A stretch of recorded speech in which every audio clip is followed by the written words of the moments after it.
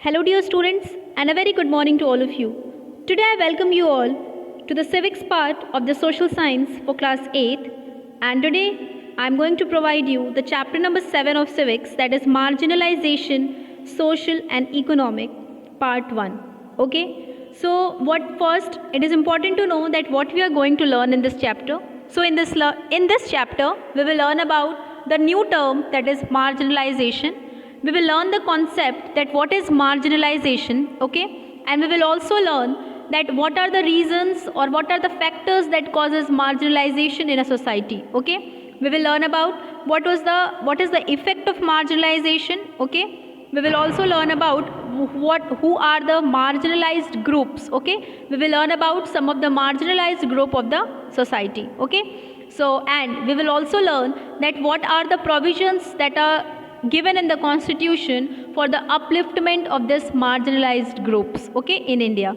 So basically it is important to know the concept of marginalization. So marginalization is formed with the word margin, okay. All of you have written in a copy and all of you are very well aware about the margin, okay, the margin that we are having in a copy, okay. So basically the top margin and the left side margin, we never use that part to write.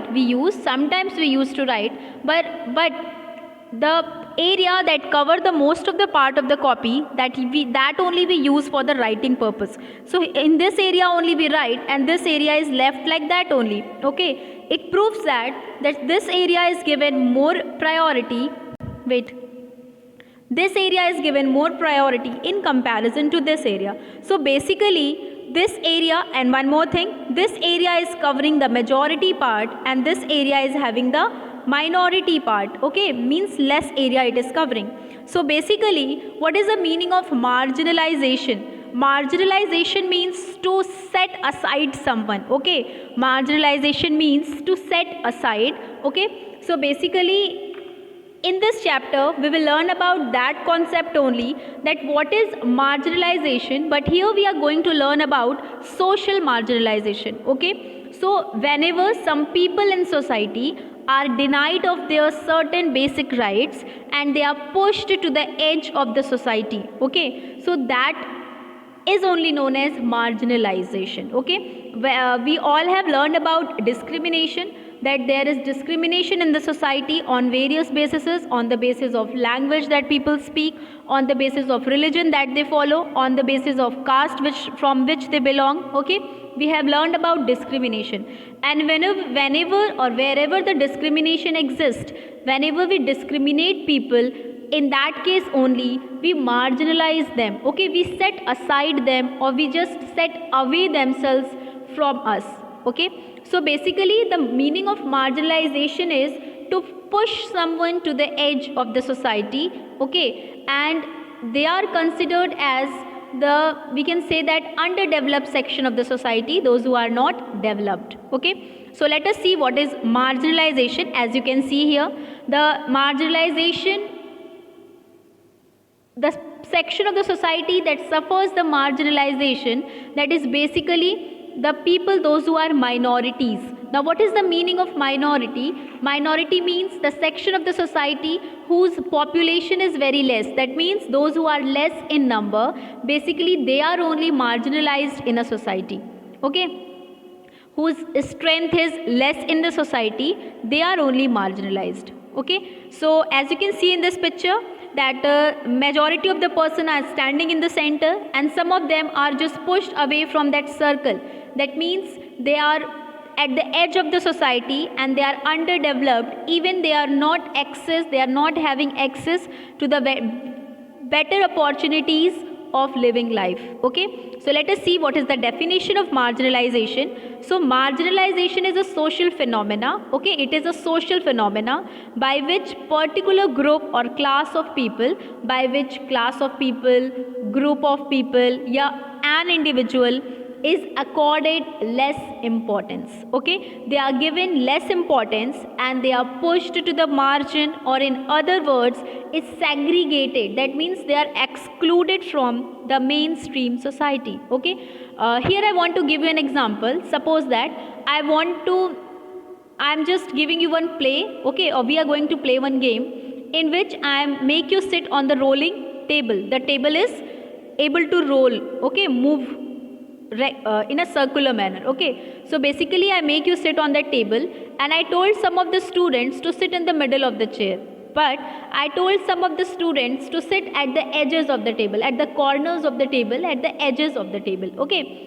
So basically after that, after making you after giving you your position on the table, some of them were sitting in the middle and some of them were sitting at the edges, okay. So what I did, I just turned round the table very fast. I turned round the table, okay. So the students, those who are sitting in the middle, they will never fall, okay, because they are sitting in the middle. But the students, those who are sitting at the edges of that table, they will immediately fall as the speed of the table increases. So what happened? Like that only the marginalized people are also there. The people, those who are marginalized, they are just excluded from the society, and they have also denied, okay, access to education, to job opportunities, okay, as well as to right to life and all those things. So basically they are the underdeveloped section of the society, okay. So this is what we call marginalization. So what is marginalization? It is a social phenomena by which particular group or class of people is given less importance, as well as they are segregated, that means pushed away from the or excluded from the mainstream society, the society that is in majority. So I hope it is clear to you. Now let us move further and we will learn about what are the causes of marginalization, okay. What are the causes of the reason for the marginalization? So basically inequality in the social structure, okay. The society of India is unequally divided. As we have learned about the caste system in India, I will explain you this topic further. Untouchability and the Dalits. We are very well aware about the concept of untouchability, that what is untouchability? Lack of access to education. In history also I was explaining about this thing, that earlier women were not provide access to the education, as well as on lower caste people were not provided access to the education. So that is also due to the lack of access to education, that also causes marginalization, as well as lack of access to justice, okay. Earlier low caste people were given more punishment in comparison to the higher caste people. So basically they were also having the lack of access to justice, and it is also the reason that since the people are not provided education, that means they are not aware about their certain basic rights. So that is why they face marginalization, okay. So let us start with the first reason, inequality in the social structure. From class 6 only we are learning it very properly, that Indian society was divided on the basis of caste, okay. We have learned that Indian society was divided into Varna system, or was following the Varna system, is also following, today also we are following the Varna system, and the Indian society was divided into 4 castes, that is Brahman, Kshatriya, okay, Vaishya and Shudras. All of you are knowing that the Brahmins and the Kshatriyas were given more priority, were given more importance. That is why they were considered as the dominant class of the society, okay. And the people, those who belong to the Shudra caste, okay, the people, those who belong to the Shudras. Now why they are considered as Shudras, okay, because they used to do the minimal jobs. They used to do minimal jobs. That means they used to serve the other 3 castes. Serve means they work as servants in the house of other 3 castes. Either they used to do the minimal jobs, like they were cobblers, scavengers, that means they used to depend on animals, dead animals, as well as they do the work of leather working, that means they used to extract the leather from the body of the animals, as well as they used to do as work as sweepers, and they also used to work in the funeral ceremonies, okay. And at that time, that today we are having the toilets that are having proper drainage or sewage system, okay, but earlier there was a concept of dry toilets, okay, where people or humans were only there, okay, to dump the waste excreta of the other humans. So basically they have to only dump that excreta. So that is why the people, those who were doing that job, all those jobs were minimal, and that is why those people were considered as untouchables just because of their work that they were doing, okay. So that is why they were excluded from the society. Earlier this concept was based only on the basis of occupation, Caste was divided on the basis of occupation, but slowly it became on the basis of birth. That means if a person took birth in a Brahmin family, he or she became Brahmin. If a person took birth in a Shudra's family, he or she became Shudra.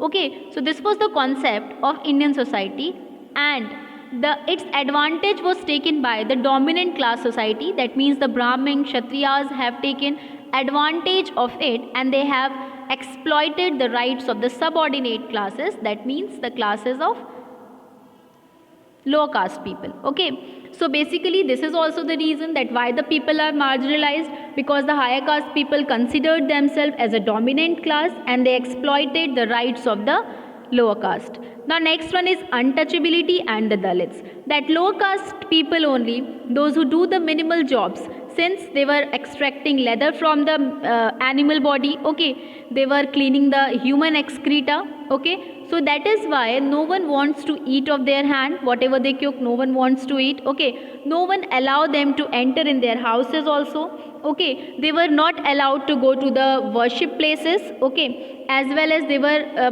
means they are considered as untouchables, the persons whom we cannot touch, okay, so they were considered as untouchables, okay. Not even this, they were also excluded from the religious ceremonies, from the public ceremonies, okay, they were also not given the right for education. So all these were the reason, ये सारे reasons थे for the increasing of the concept of untouchability, and those people only known as Dalits, okay, because they were not provided access to any opportunity, job opportunity, education, so ultimately they will become Dalit only. Economically they will be considered as Dalits, okay. So basically untouchability or the Dalits, they were also known as Harijan. That means they are considered as the Harijan, that means the people of the god, okay. They are considered as impure, okay, the people believe that they will become also impure by their touch and have been denied entry to their houses also, okay. So basically it was also the reason for the marginalization, okay. Now lack to access of education. So basically a major cause of marginalization is illiteracy only, because the people are not literate, they are not aware about their rights. That is why other people are easily marginalizing them, okay. So basically education enables people to choose whatever profession they want to do. Nowadays there is a concept of caste system, because people are not doing any occupation on the basis of caste. They are doing occupation or they are getting job or employment on the basis of their abilities, on the basis of their qualifications, okay. So as the people are becoming literate, they are awareing about their certain rights. It was not there earlier. That is why the concept of marginalization was existing. Lack of access to justice also, because the economically, socially weaker sections of society, they were traditionally denied of all kind of justices, okay. Basically the people, those who belong to the higher caste, they ill treated them, okay. So that is why they were not given proper justice. So that is also the reason for their marginalization. Now what are the bases of marginalization? The basis of marginalization can be language also. People can be marginalized on the basis of language. Suppose that I belongs to North India and I am not knowing the language of South India, and I am also not knowing English. When I go to South India, so the people will marginalize me, they will separate me, because they were not able to understand my language, okay. The basis of marginalization can be religion also. There are some religions in India that are in minority, like Muslim and Christians were in minority. These people are also marginalized or discriminated by the large majority of people.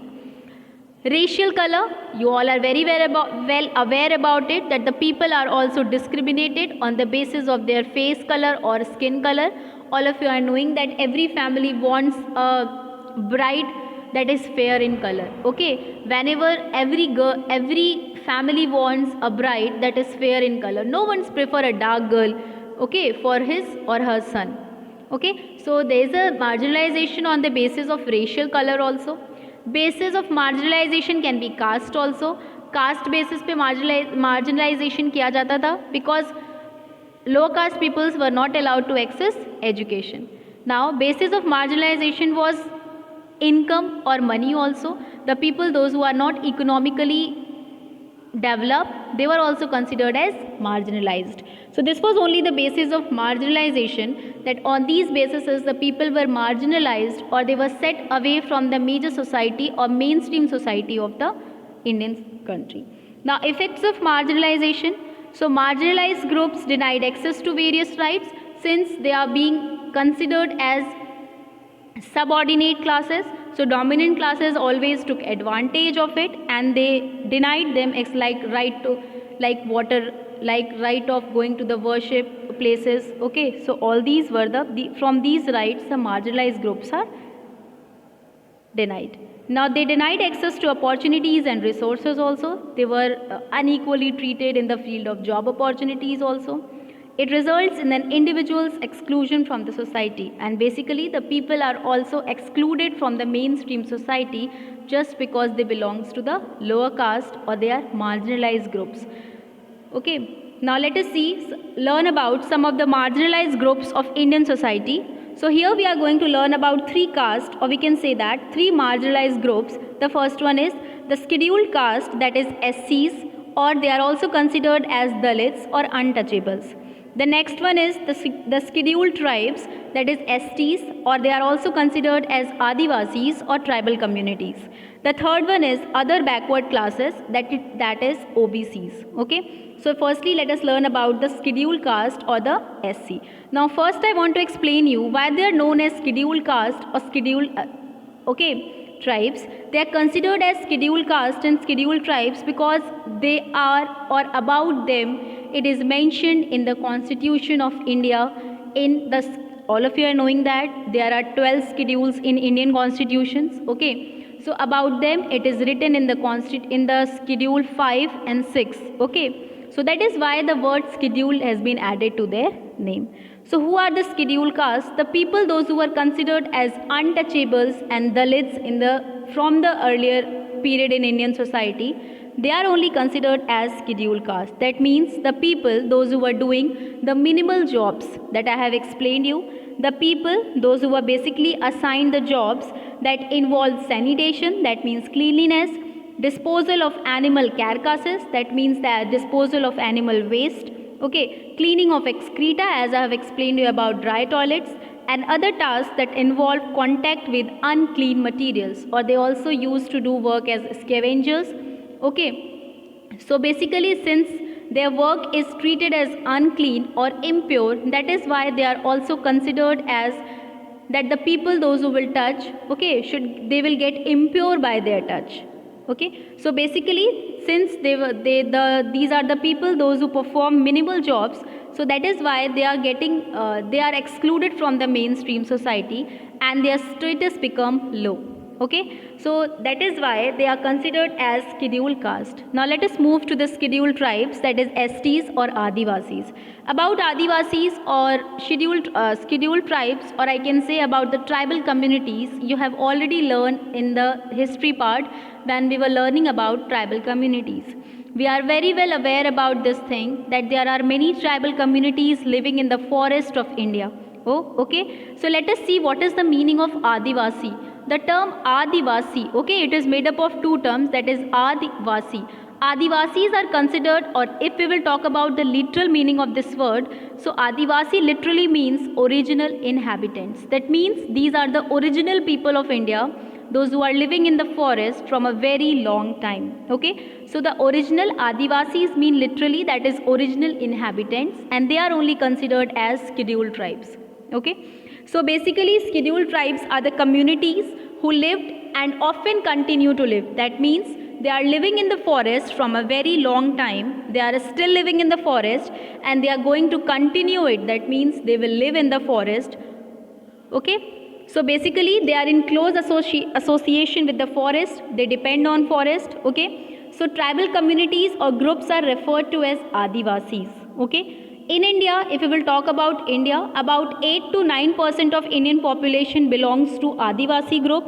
So that is why that is the major portion of the Indian population, and it is very important for the government of India to take care of the development of these groups also, because they are considered as, or they are being counted in the population of India.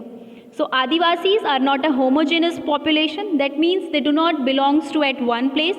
They are distributed in the major states of India. Okay, wherever the forests are available, they are basically Adivasi groups belongs to them. In class 7th also we have learned about Adivasis. We have learned about Gonds. Okay? We have learned about Ahoms. In class 8th also I have explained to you about the Munda tribes. We have learned about the Santhals. Okay, so these were the famous Adivasi or tribal communities. They are existing from a very long time in India. Okay, so there are over 500 different Adivasi groups in India, and all of them are having their different culture, different languages, their different lifestyle. Adivasi groups are never ready to be mingled with the mainstream society in India. Okay, so Adivasis are particularly numerous in some states. Odisha, the state of India, is having the highest number of Adivasi or tribal groups. Okay, so basically I think in Odisha, I think 60 tribal communities are found. Okay, the major states where the tribal communities belong to is Chhattisgarh, Jharkhand, Madhya Pradesh, Odisha and Gujarat. Okay, so let us move further.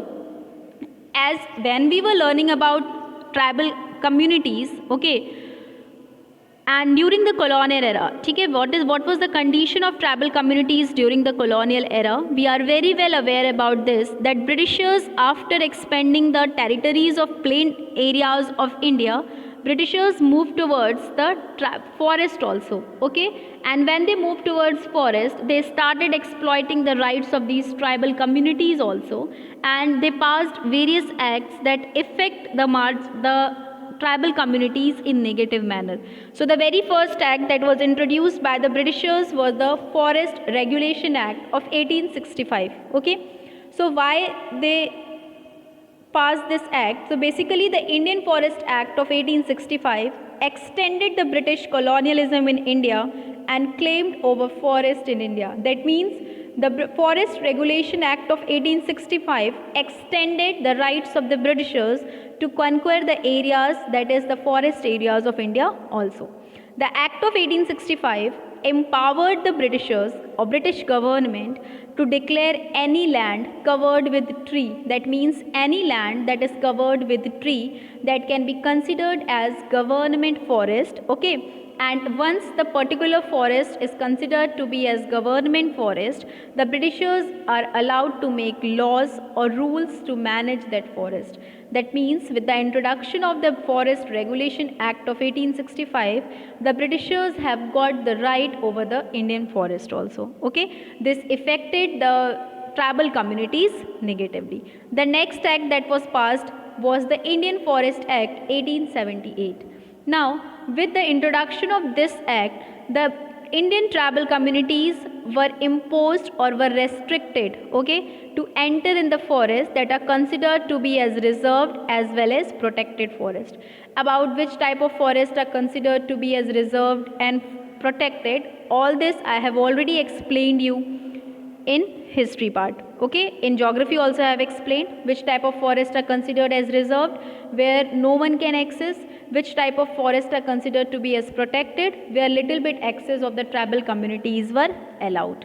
Okay, so with the introduction of this, the tribal communities were restricted to enter these forests or to utilize the resources of the forest. Okay, the Criminal Tribes Act. Now, as I have explained you in the history part, that the tribal communities, since their rights were exploited by the Britishers, that is why they revolted against the Britishers. We have learned about the Santhal revolt, the Khasi revolt, the Munda rebel. Okay, all these were the revolt, and after what was the result of these revolt?